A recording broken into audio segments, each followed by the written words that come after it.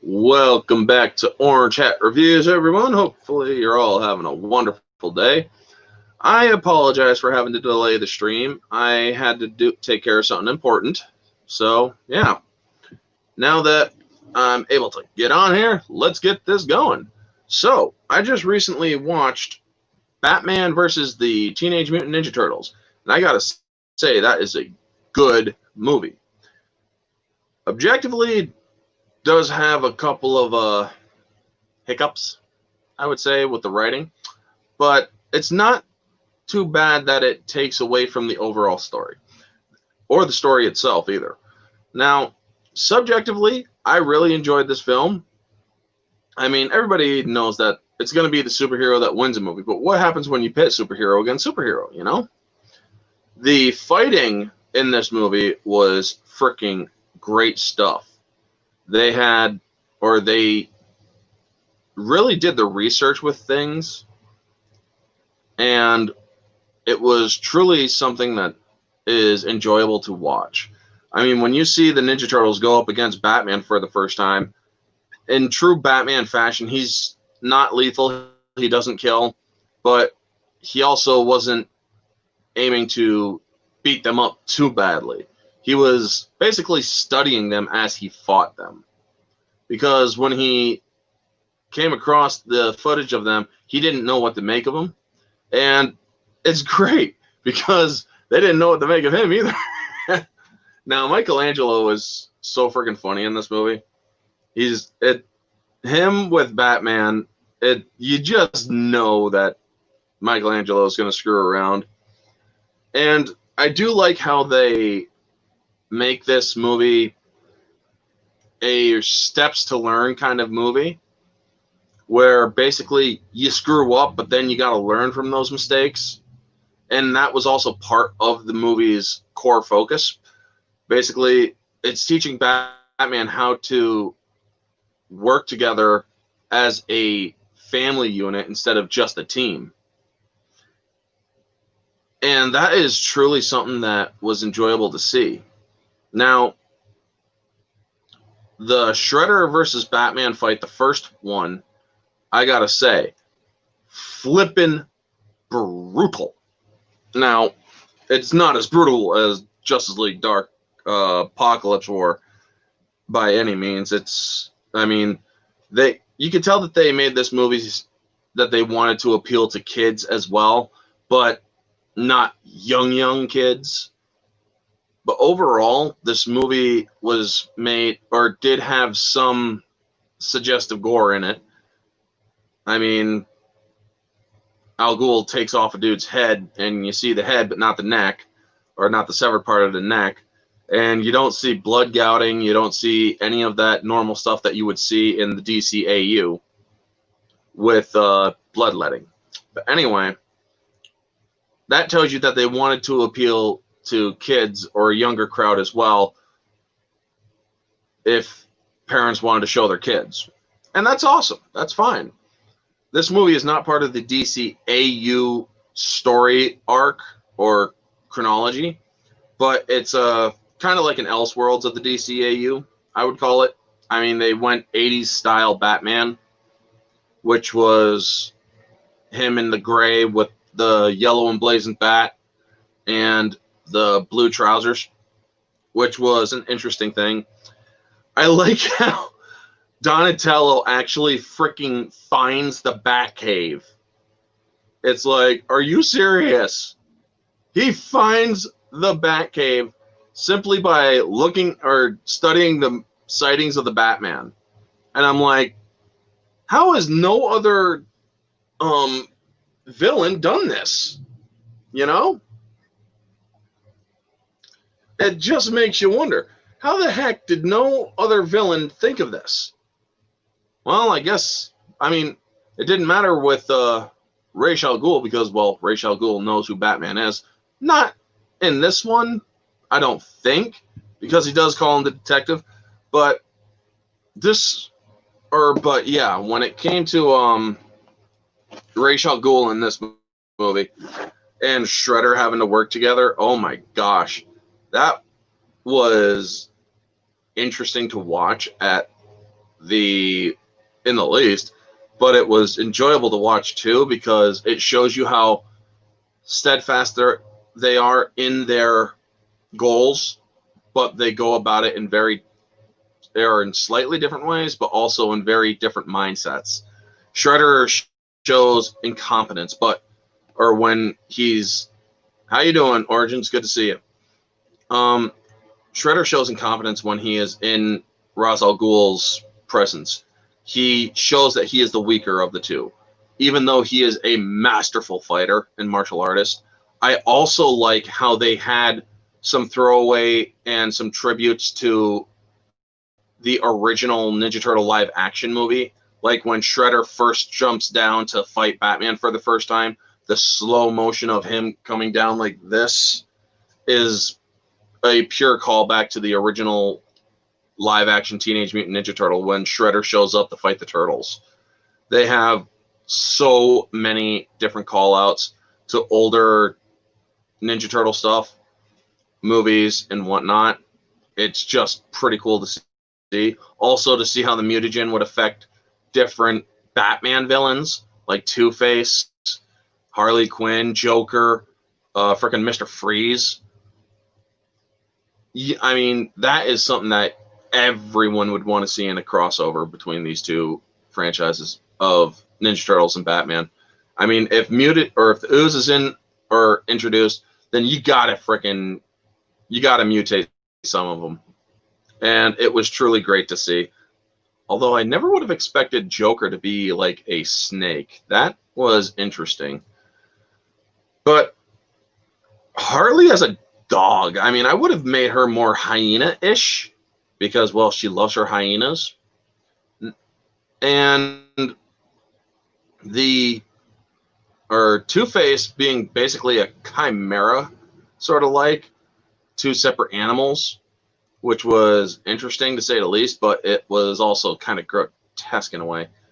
Freeze was a polar bear, which is obvious conclusion for that. But I do like how when they did the assault, or when they raided Arkham to stop the mutated inmates, it was their time to screw up, which is, how you doing, Runner? Which was important because you needed to see how it doesn't, or let me stop for a second. It doesn't make sense for them to work together perfectly on the first outing together. There has to be screw-ups. There has to be a learning curve. And this movie did it very well. When they basically find out afterward that it was just a diversion of the mutated inmates at Arkham, and then they also got their butts kicked pretty much. I mean, until they actually did win. I like how Batgirl freaking knocks out the teeth of the Joker and then grabs him up, smile with a phone. It's like, are you serious? You're in the middle of a freaking fight. God damn. But the humor was awesome in this movie. Even if it's like just completely off the wall and makes no sense, it does make sense because it's a freaking Ninja Turtles movie and it's Michelangelo in that, man.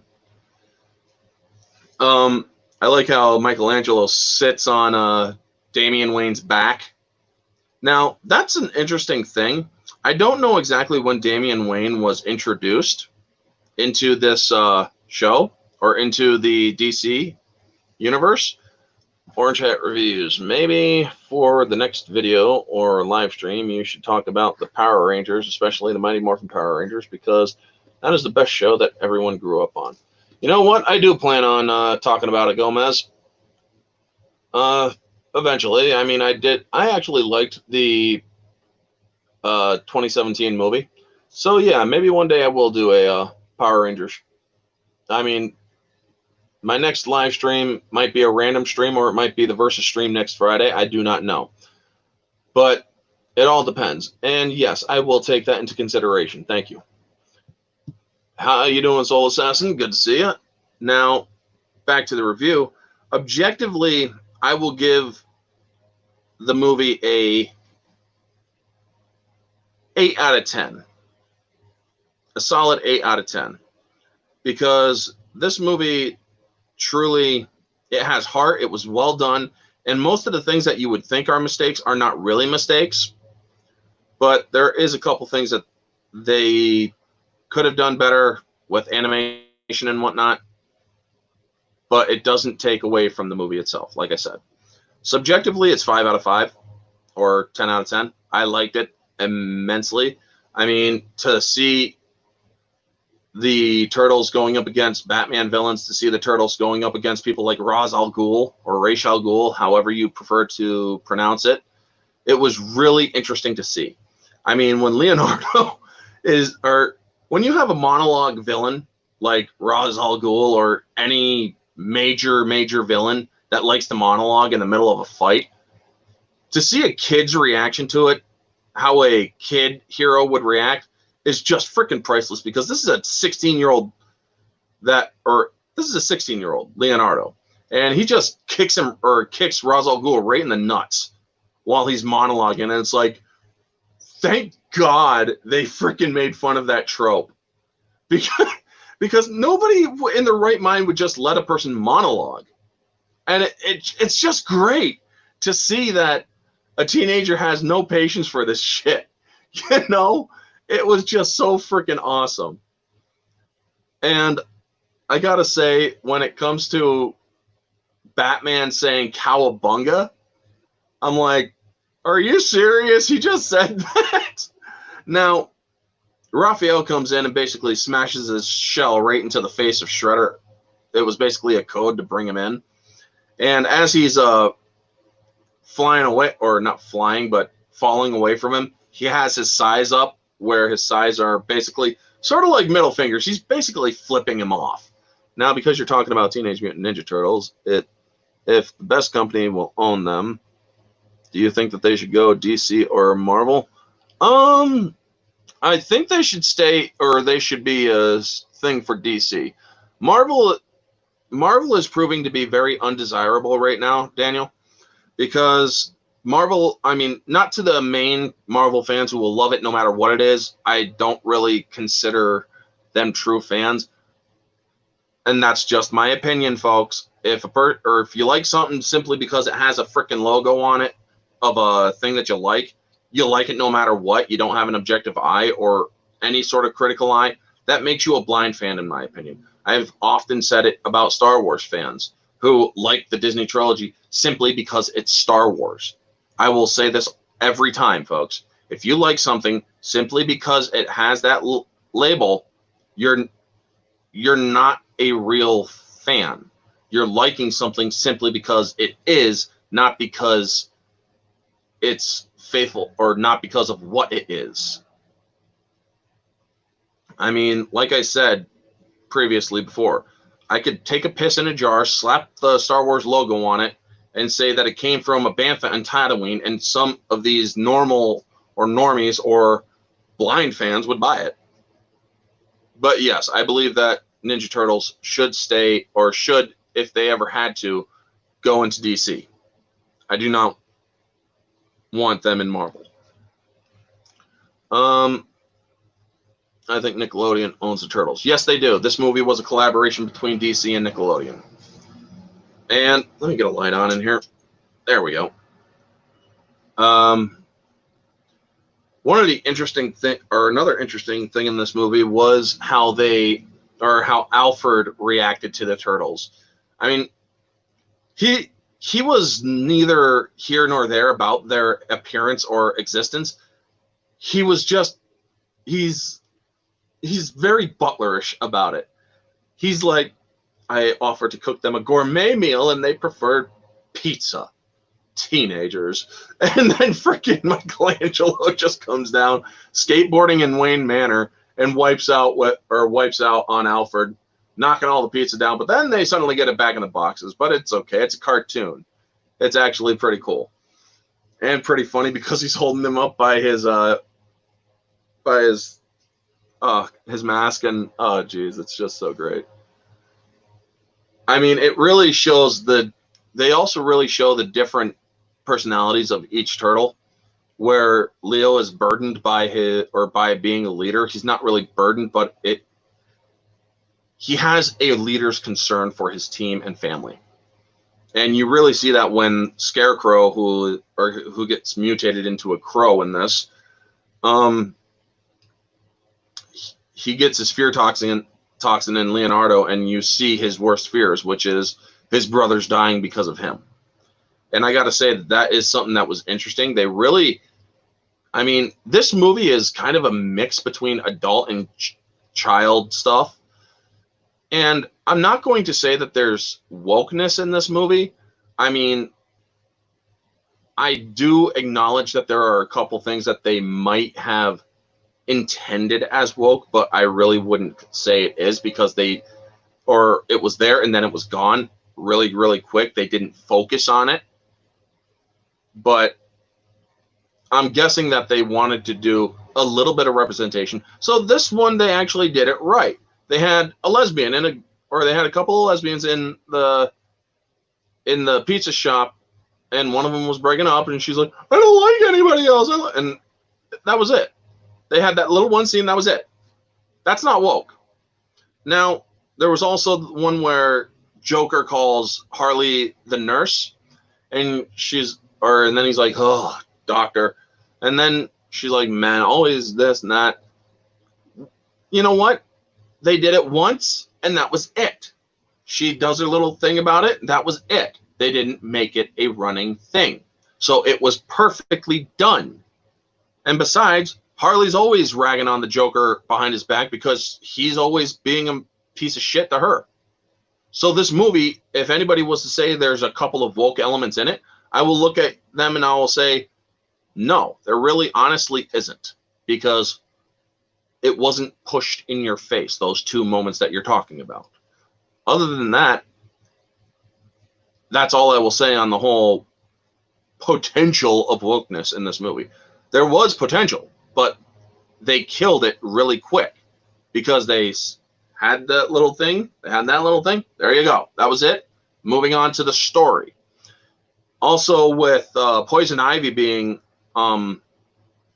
mutated, that was so great how they did that. They just basically made her look so much like an idiot. She was mutated into like a plant monster, and two of the turtles plus Damian Wayne Robin got in there, and they're snapping she has her arms, which are like Venus flytraps, snapping at him, but she can't reach him. And then she realizes that she's rooted to the ground. So it's like, oh, you gotta be kidding me. You got rooted to the ground. So you're basically a plant creature that's rooted to the ground through your mutation, and you were just saying how much you loved it. Now I bet you really don't. So that was also interesting. Now, subjectively, yes, I did give it a 10 out of 10, but there is one thing I kind of wouldn't have done. I mean, honestly, I would have made this part of the DC AU with their animation style, because Damian Wayne is in this, but they're using the 80s design for Batman's outfit. And I'm like, why are you going 80s with it? I mean, really? That was the only thing that I really questioned in this, but I'm guessing they were trying to pay homage to the comic, because apparently this was a comic as well. And I'm not going to compare this to the comic, folks. I don't do comics, but I've made that clear on my channel. I don't compare movies to their comic or novel stuff. I compare them as movies. I review them as movies. And this movie was truly enjoyable. It was a perfect blend of humor and seriousness. And when Batman loses to Shredder for the first time, when they fight for the first time, it was just so great to see, because it shows that Batman and Shredder, two very powerful martial artists, going at each other, trading blows. It was truly something that was pretty cool to see. And they're basically looking at it, or trading blows and whatnot. And it's like, this guy's just as good as I am. They're both thinking that, so they both have to step up their game. And unfortunately, Shredder had the upper hand in this one because of his Satoshi strike, which is dangerous to the person using it as much as the person on the receiving end, is how they describe it in the movie. Now, one of my favorite parts was the Leonardo kicking Ra's al Ghul in the nuts, because, like I said before earlier in this stream, it shows that they're making fun of the monologue trope. You're in today's time, you're dealing with a teenager. A teenager is not going to let you just monologue. A teenager is going to either get bored or frustrated.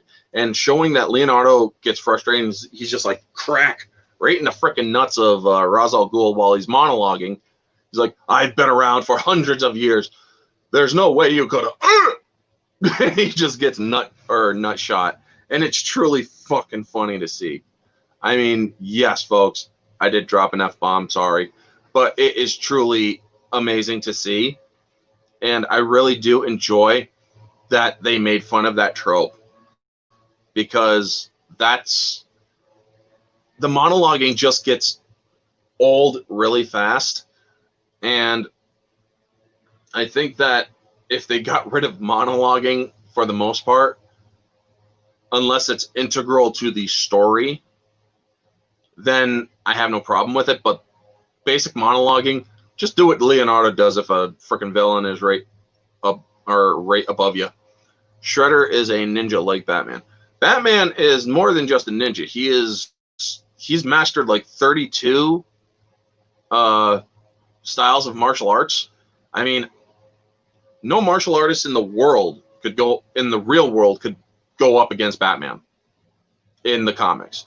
I mean, maybe if it was Batman that was in the movie or in the live action movies, sure, because that Bruce Wayne, like Christian Bale, for instance, he only had one fighting style, which was KC, and that's mostly elbows, but you're basically using your momentum and whatnot to push away, block, counter.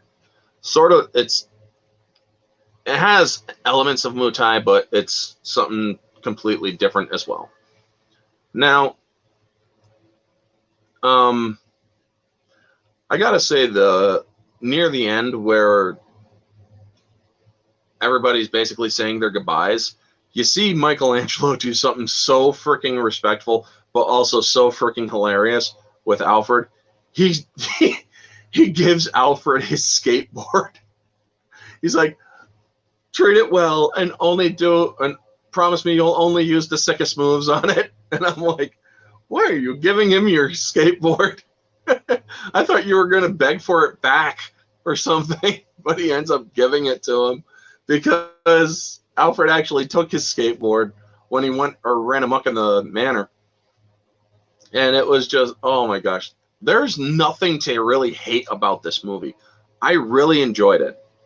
And to see movies like this, especially in today's time, it's just truly enjoyable. I'm sick and tired of seeing movies with agendas, so I am watching older movies.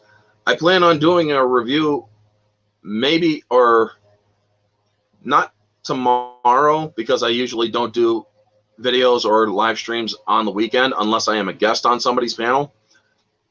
I take weekends off, folks. That's just unless it's something really important that I feel should be made. But I'm going to do Edge of Tomorrow next, and then Kroll for reviews. So definitely look out for those next week. And I am going to start wrapping it up because I only wanted to go for 30 minutes. So thank you to everyone who showed up: Runner Studios, Soul Assassin, Daniel Gomez, Origins, and to any of you guys who didn't comment. It's always good to see you guys. I know my buddy Richard Jangro was probably in here watching. How you doing? Thank you guys for all showing up. And stay tuned for next Friday, because that's the next Versus stream. So it's going to be 9 p.m. Let me check who my panelists are. Phone's in my pocket. There we go. It's going to be Vader versus Malgus. So let's see who we got for that one. Let's see here. Don't want that memo. I want my versus stream memo. There we are. Okay, here we are. Vader versus Malgus. We're going to have OG Star Wars Ambassador, Mara Jade, Annihilus, and Ryan Kinnell from RK Outpost. Basically bringing back the Star Wars panel, so to speak. And the one after that will be Cadus versus Emo Bitch, or Kylo Ren. So 2 weeks after next week, we'll begin the July versus streams, and we're going to have Lethal Lightning back from his coming in on the whatchamacallit. Hey, how you doing, Kamen Rider? Good to see Biggles. Good to see you too. Thank you guys for coming in. And yeah, I am starting to wrap it up because I can only go for 30 minutes right now, but you can always catch it on the replay, Biggles.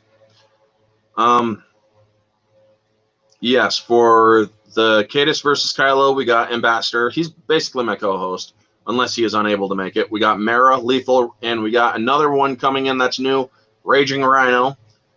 We need to get him to 500 subs, folks. So if you're not already subbed to Raging Rhino, give him a sub. He just reached 300 a few days ago.